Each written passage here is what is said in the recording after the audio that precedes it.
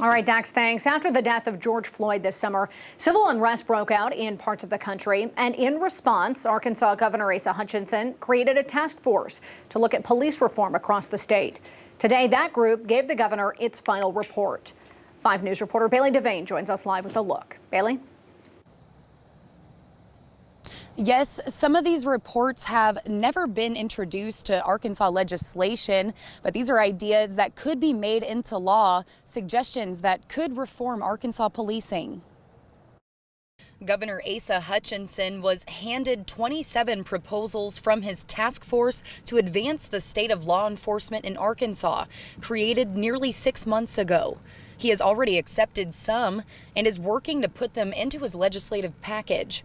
Right now, there are no laws requiring a report if an officer is fired for brutality or deceit, but that law could change. Amazingly, it is not required to make a mandatory report if an officer is fired and discharged for excessive force use or for dishonesty or deceit.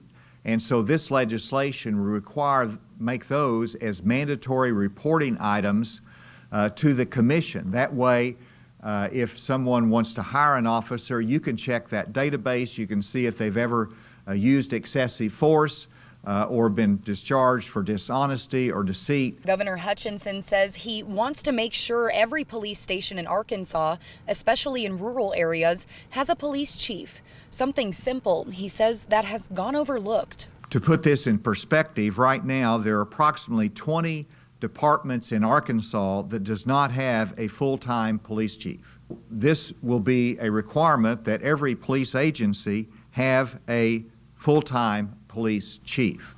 And I think that's important for the proper functioning of police and their training and their oversight.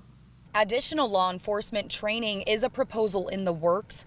Hutchinson says for this idea, bias training hours for officers could double and could add additional training for responding to minority groups.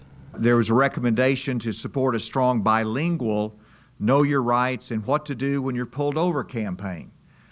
There's many people that really do not know, one, what their rights are if you're stopped by a police officer, but also what is the proper conduct and how you should respond and what is expected.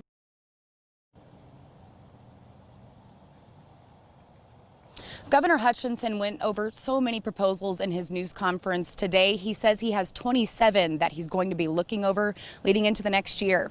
Live in Fayetteville, covering News Where You Live, Bailey Devane, 5 News. All right, Bailey, thanks. You can find the entire proposal on our website, 5newsonline.com.